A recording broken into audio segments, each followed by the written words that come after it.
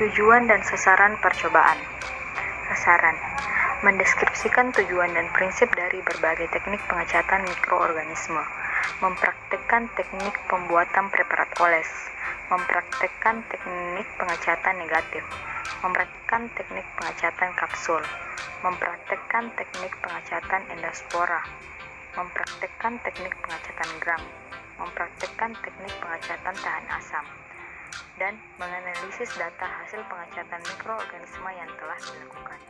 Adapun tujuan dari percobaan melihat bentuk mikroorganisme, memperjelas ukuran dan bentuk mikroorganisme, mengamati morfologi mikroorganisme, dan memudahkan dalam mengidentifikasi suatu mikroorganisme.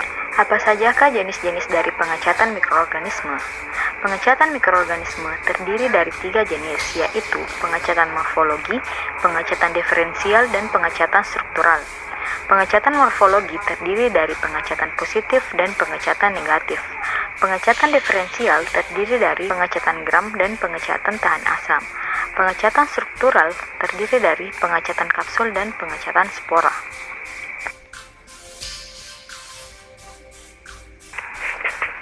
Pewarna yang digunakan pada pengecatan mikroorganisme terdiri dari 2, yaitu satu warna yang bersifat basah dan satu warna yang bersifat asam.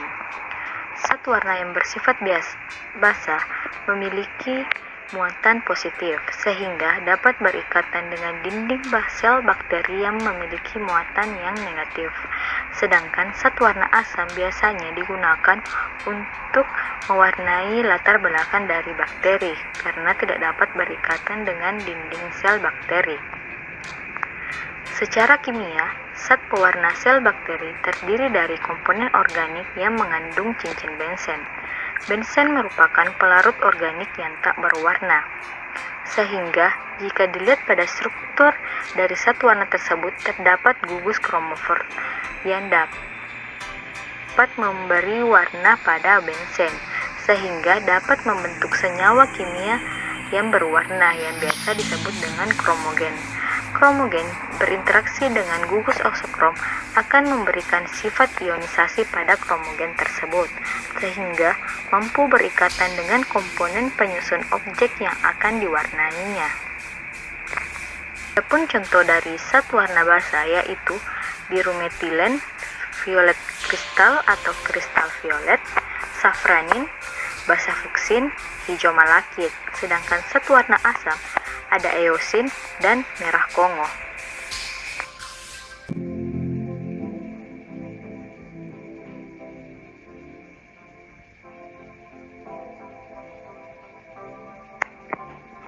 Jadi sebelum dilakukan pewarnaan mikroorganisme, langkah pertama yang dilakukan adalah penyiapan preparat dengan membuat ulasan bakteri di atas objek gelas. Cara membuat preparat ulas dari medium padat. Yang pertama, objek gelas dibebas lemakkan atau dibersihkan dengan menggunakan alkohol. Setelah itu, ditetesi sebanyak 2 tetes air pada bagian tengah objek gelas. Kemudian sentuhkan OC pada biakan bakteri, kemudian dicampur dengan air hingga merata. Kemudian difiksasi di atas api. Jadi fiksasi dapat dilakukan dengan cara melewatkan preparat di atas api. Kemudian cara membuat preparat ulas dari biakan cair. Yang pertama, objek gelas dibebas lemakkan atau dibersihkan dengan menggunakan alkohol. Kemudian dipindahkan 2 OC suspensi bakteri ke bagian tengah kaca objek gelas. Setelah itu dilakukan fiksasi di atas api. Jadi tujuan dilakukannya fiksasi agar bisa membunuh bakteri dan melekatkan bakteri pada objek gelas. Adapun skema kerja dari pengecatan positif yaitu yang pertama disiapkan preparasi bakteri uji pada objek gelas seperti yang telah tadi dijelaskan pada penyiapan preparat. Setelah itu ditambahkan pewarna kristal violet atau safranin.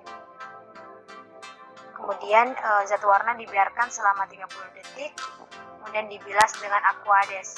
Setelah itu diamati di bawah mikroskop. Jadi hasil yang didapatkan setelah setelah diamati, jika menggunakan kristal violet maka akan berwarna ungu, sedangkan menggunakan safranin maka akan berwarna merah. Jadi bisa dilihat contoh hasil pengecatan positif pada slide. Kemudian pada pengecatan negatif, zat warna tidak akan mewarnai bakteri, namun akan mewarnai lingkungan sekitar bakteri, karena zat warna yang digunakan yaitu zat warna yang bermuatan negatif, sehingga zat warna tidak akan mewarnai permukaan sel yang mempunyai muatan negatif. Jadi ketika diamati di bawah mikroskop, maka mikroba akan terlihat tidak berwarna dengan latar belakang yang berwarna. Jadi skema kerja dari pengecatan negatif yaitu yang pertama, objek gelas dibebas lemakkan, kemudian biarkan diletakkan di ujung objek gelas, di salah satu ujung objek gelas. Setelah itu ditambahkan pewarna nigrosin. Setelah itu dibuat apusan atau digesekkan menggunakan objek gelas yang lain, seperti pada slide. Setelah itu dilakukan pengamatan di bawah mikroskop. Jadi mikrobanya akan tidak terlihat terwarnai, sedangkan latar belakang atau lingkungan sekitar dari mikroba tersebut berwarna hitam. Jadi contoh hasil pengecatan negatif bisa dilihat pada slide seperti ini.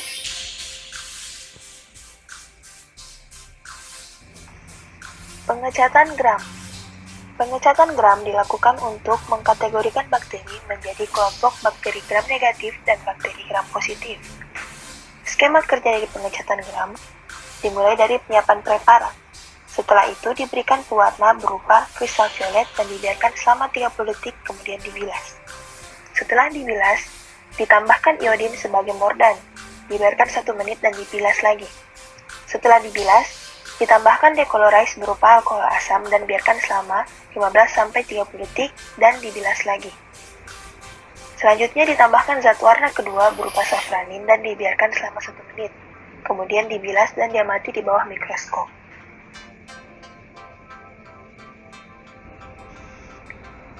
Hasil yang didapatkan untuk bakteri gram positif adalah berwarna ungu dan gram negatif berwarna merah. Bakteri gram positif berwarna ungu disebabkan karena kompleks zat warna kristal violet dan iodin akan tetap dipertahankan meskipun sudah diberi alkohol asam. Sedangkan bakteri gram negatif berwarna merah karena kompleks tersebut larut sewaktu pemberian alkohol asam dan kemudian mengambil zat warna kedua berupa safranin yang berwarna merah. Dan dilanjutkan dengan perbedaan dinding sel bakteri gram positif dan dinding sel gram negatif, di mana dinding sel bakteri gram positif dan gram negatif ini menjadi faktor utama dalam pengecatannya. Dapat dilihat pada gambar bahwa sebagian besar dinding sel bakteri gram positif terdiri dari peptidoglikan, sedangkan dinding sel bakteri gram negatif terdiri dari kandungan lipid yang lebih banyak dibandingkan dengan dinding sel bakteri gram positif. Lipid ini yang akan larut ketika diberikan decolorize berupa alkohol asam tadi, sehingga pori-pori dinding sel membesar dan meningkatkan daya larut kompleks kristal violet dan iodin pada dinding sel bakteri gram negatif, dan kemudian mengikat zat warna kedua yaitu safranin. Berikut merupakan perbedaan bakteri gram positif dan bakteri gram negatif. Untuk komposisi dinding sel, bakteri gram positif memiliki kandungan lipid yang lebih rendah, yaitu 1-4%, sedangkan bakteri gram negatif memiliki kandungan lipid yang lebih tinggi, yaitu 11-22%. Untuk ketahanannya terhadap penisilin, bakteri gram positif lebih sensitif dan bakteri gram negatif lebih tahan lama. Untuk penghambat oleh pewarna biasa seperti kristal violet, bakteri gram positif lebih dihambat dibandingkan dengan gram negatif. Untuk kebutuhan nutriennya, kebanyakan spesies dari bakteri gram positif relatif kompleks dibandingkan dengan bakteri gram negatif yang lebih sederhana. Ketahanan terhadap perlakuan fisiknya, bakteri gram positif lebih tahan dibandingkan dengan gram negatif yang kurang tahan. Pewarnaan pengecatan tan asam. Jadi yang pertama itu preparasi bakteri uji pada objek gelas. Kedua, tambahkan karbonfusin dan dipanaskan di atas penanas air selama 5 menit dan dibilas dengan menggunakan aquades. Lalu tambahkan alkohol asam, dibilas kembali, tambahkan methylene blue, dibilas kembali dan diamati di bawah mikroskop. Adapun hasil positif dari proses pengecatan tan asam, ketika bakteri berwarna merah, maka bakteri tersebut dikatakan bakteri tan asam.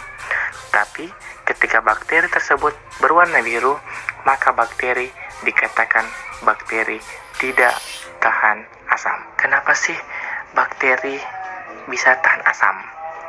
Nah, perlu kita ketahui bersama, bakteri tahan asam memiliki dinding sel yang tebal, yang terdiri dari lapisan lilin dan asam lemak mikolat, lipid yang bisa mencapai 60% dari berat dinding sel. Nah, adapun tambahan sedikit lagi penjelasan lebih singkat, yaitu karena dapat mempertahankan zat warna pertama sewaktu dicuci dengan larutan pemucat. Selanjutnya yaitu pengecatan spora. Pengecatan spora bertujuan untuk mengidentifikasi adanya spora yang terdapat pada mikroorganisme.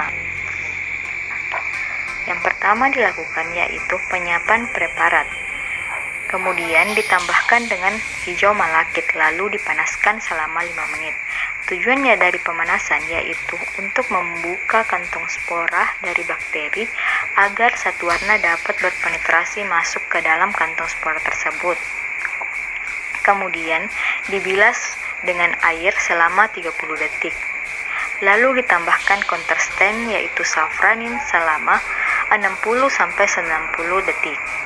Kemudian dibilas kembali dengan air dan dikeringkan menggunakan tisu. Kemudian diamati di bawah mikroskop. Berikut adalah hasil dari pengecatan spora. Dapat dilihat bahwa spora yang terwarnai akan berwarna hijau. Selanjutnya yaitu pengecatan kapsul. Pengecatan kapsul bertujuan untuk mengidentifikasi adanya kapsul pada bakteri. Yang pertama dilakukan yaitu penyiapan preparat.